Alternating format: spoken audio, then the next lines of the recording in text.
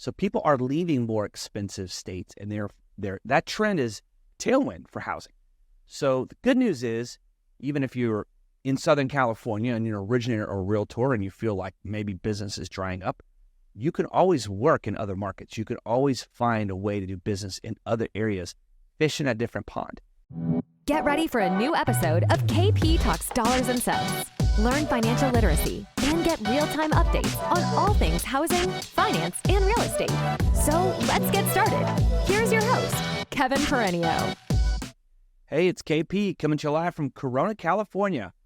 Well, it is 11:30 on the West Coast, Tuesday night on the 26th, and I am finally caught up on my work email, and I want to talk to you about the last mile.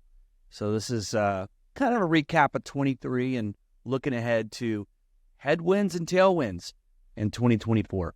You know, it's a theme that we talk about a lot here on these videos here for the last several years. So thank you all for sticking with me and having a growing audience here. It's been fun to do, and we're going to have more for you in 2024. More in 24.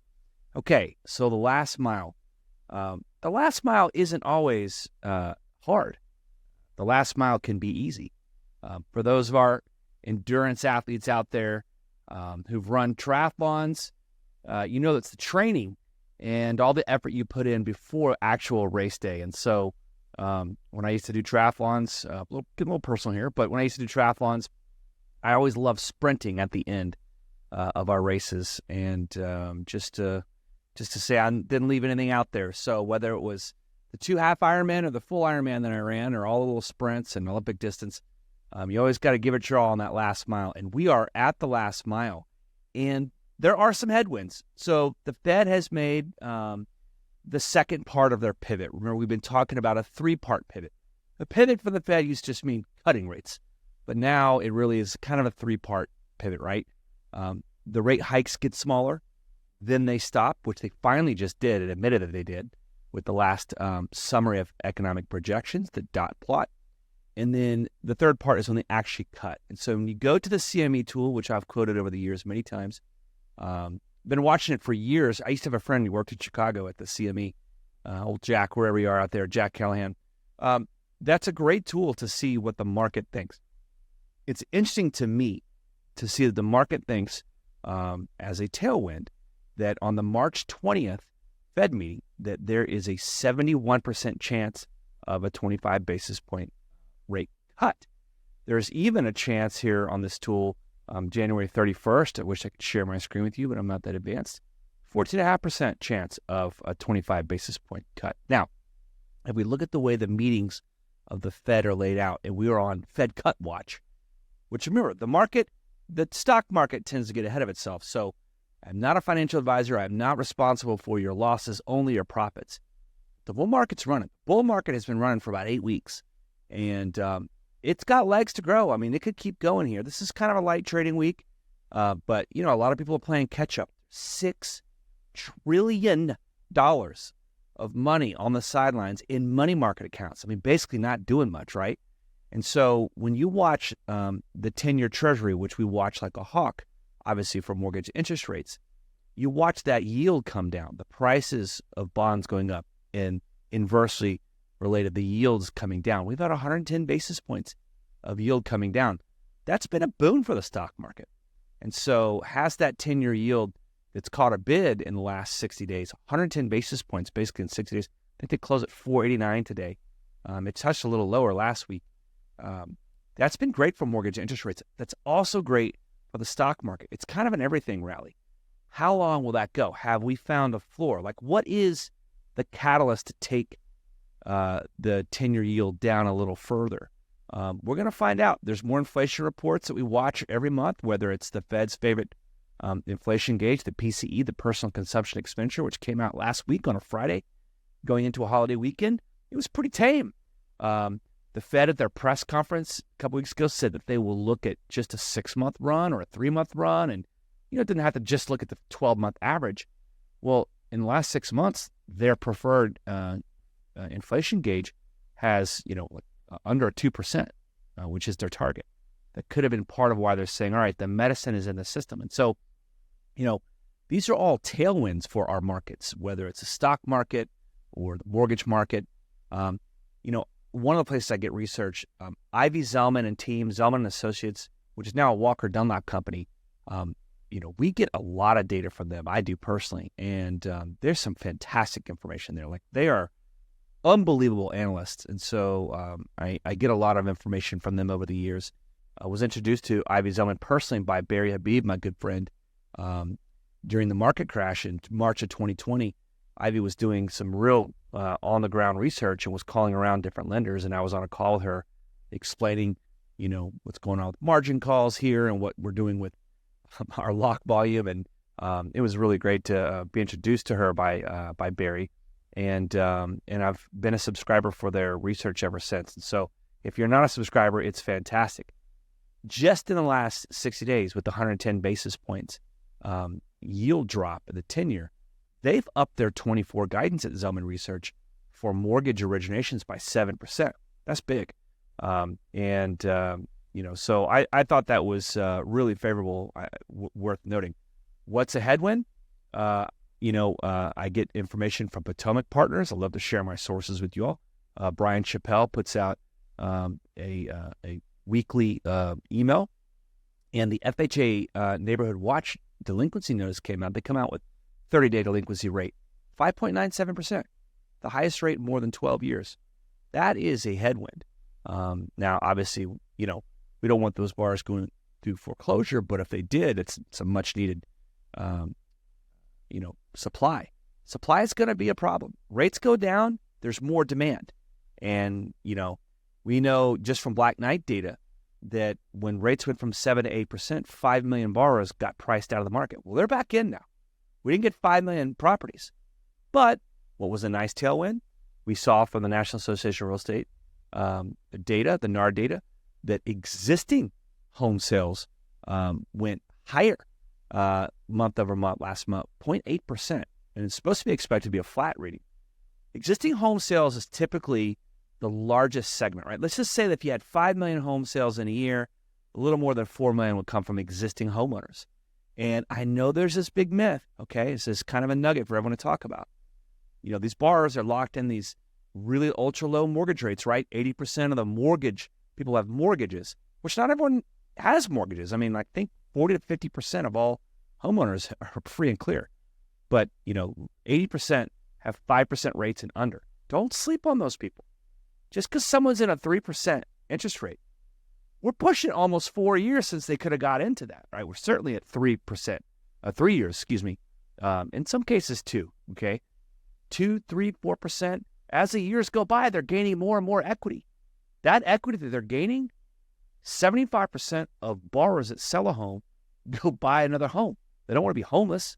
As our friend Logan Motorshami likes to say, you don't sell a home to be homeless. This isn't an asset like a stock.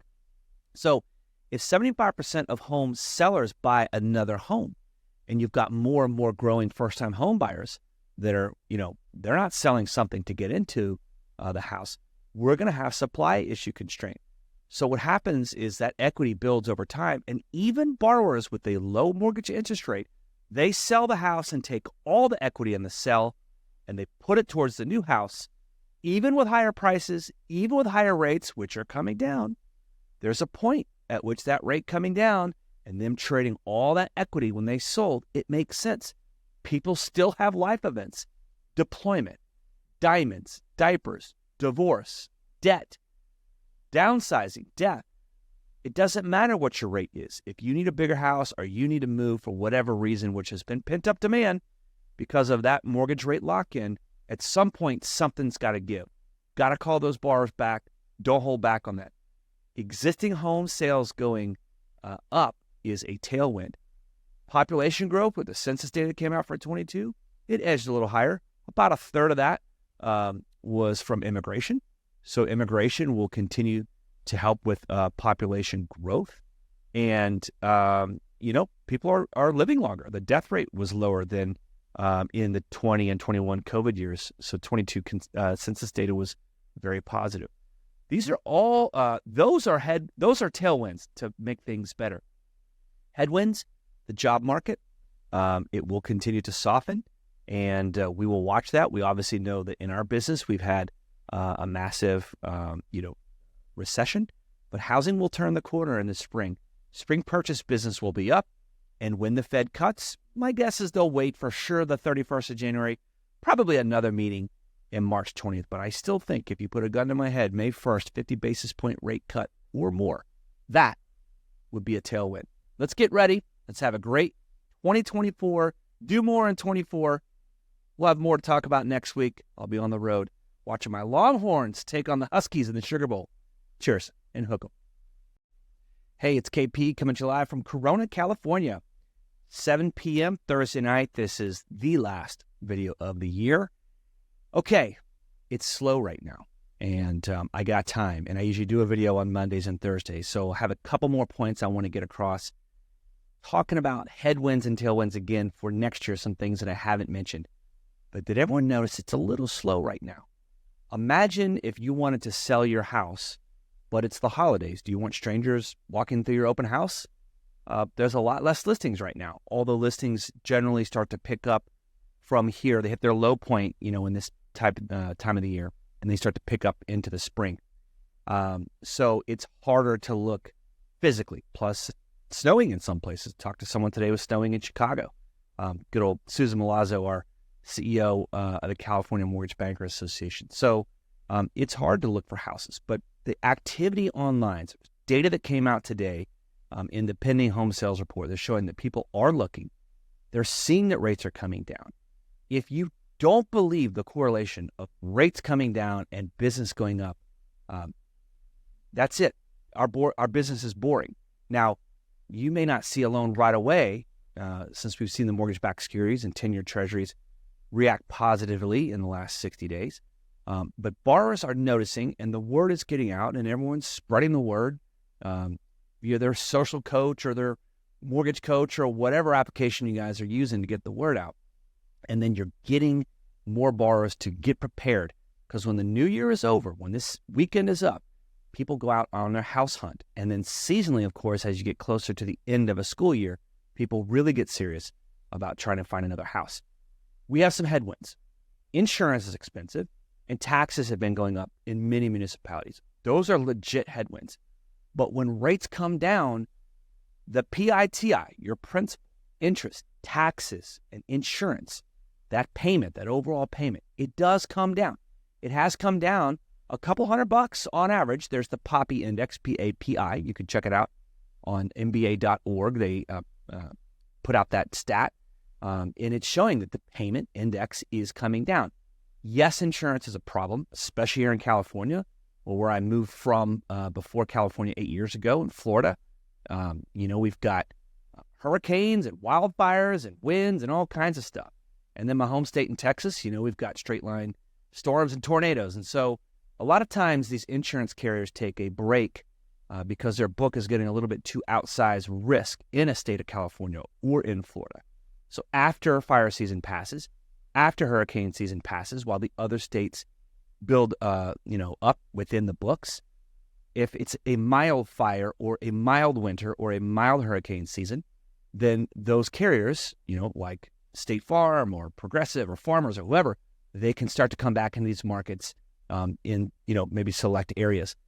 So it is a headwind, but it can change. It can change on time, just like all of our data, right? Insurance, taxes, that's going up, right? We know that that's going up because home values are going up. Well, I got news. Home values is going to go up even more.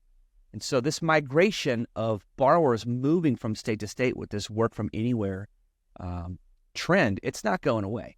So people are leaving more expensive states, and that trend is tailwind for housing.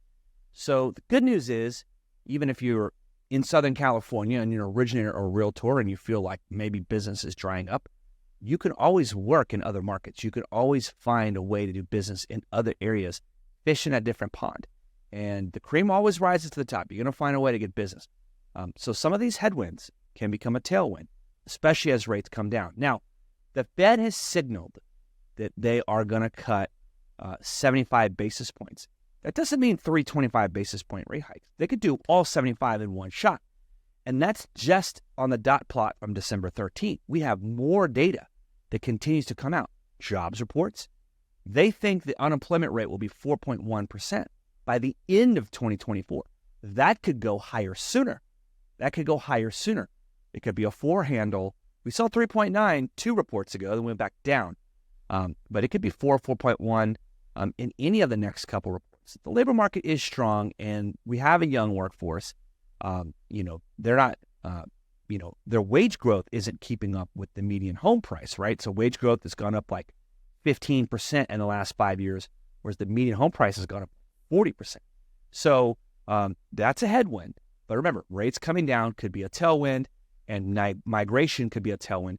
Did you know that Alaska is the only state where the average home buyer age went down from age 36 to 34?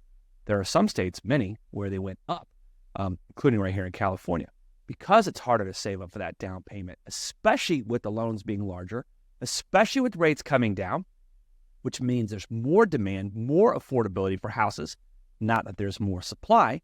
Therefore, with more demand and less supply or slower growing supply compared to that growth in demand, we could see home prices go up again in 24, especially if rates continue to go down.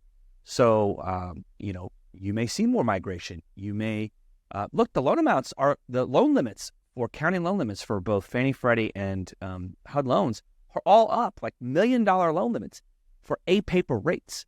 So, that is a tailwind for affordability in getting, when rates come down, for getting more buying power. But it will also push home prices up.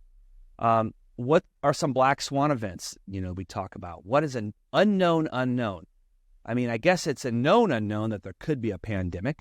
There could be another war. Of course, we see 2 around the world. Remember a year ago, we thought that the Ukraine war and all the oil disruption there, Russia invading Ukraine, that would just crater, heating oil prices, and that would skyrocket and hurt all of our pocketbooks. Well, it was a mild winter, and that didn't really happen. And the U.S. is like the biggest producer of oil and gas in the world, which is why our GDP is up. So unless you're an oil producer watching this podcast, or a food exporter, which is the bulk of why our GDP has been so strong, 4.9%, I think, in the last quarter reading, that's made up a lot of our GDP. So that's not necessarily good for the rest of the economy, the consumer-driven economy. There is a lag effect. Just because the Fed has stopped raising rates and said they're going to lower rates next year doesn't mean that sufficiently restrictive rate won't continue to constrict and restrict demand for things that are interest rate sensitive, cars, loans, and for now, even home loans, although we start to see that coming down. We're kind of like the most sensitive and forward-looking as we see mortgage interest rates come down soon. But car loans haven't come down. We're seeing rent starting to come down, and those indicators in the inflation reports will start to catch up, those lagging one-year look-backs. We know for about 6 to 8 months that new rental rates have been stabilized, and some markets even coming down. So, that is a competing force against owning a home, but there's nothing like owning your own single-family residence and roof over your head, especially if you've got the 7 Ds, right? Deployment, diamonds, diapers, debt, divorce, debt again, downsizing, death, all that stuff. People still got to make that move, and there's pent-up demand. Now, inflation has slowed, but there's still inflation.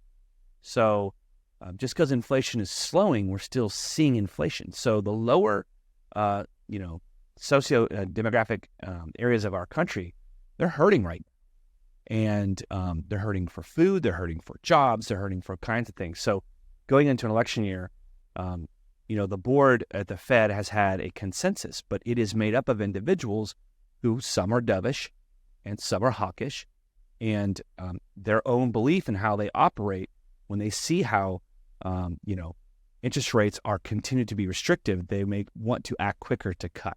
So we're going to watch all that stuff. Remember, just because, rates are high doesn't mean that they're not still restricting. There's a lag effect on our economy. Inflation pace is slowing, but there's still inflation. So, but we're getting less bad news every day, and that's going to be the mantra. Now, I just want to end one last thing here, make sure I talk about the S&P and the stock market. I'm not a financial advisor. I'm not responsible for your losses, only your profits. 5% of the S&P is going to be just, stock buybacks and cash management and returns on cash. That's a tailwind. And so if you sat in cash all year, I mean, people talking about the FANG stocks, Facebook, Apple, Meta, Microsoft, Amazon, the 7, they're the best 7 businesses in the world, arguably. At least 3 of them are. Why wouldn't you be in them? So you missed out. So, not everyone has to be right about their feelings. The market is cold, heartless, and unforgiving.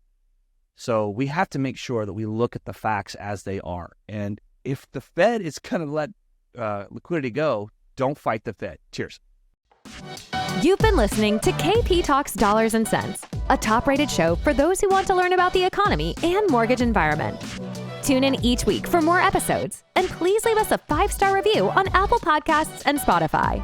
Kevin Perenio does not render or offer to render personalized investment or tax advice through KP Talks Dollars and Cents. The information provided is for informational purposes only and does not constitute financial, tax, investment, or legal advice. For more info, follow KP Talks Dollars and Cents on all of our social channels.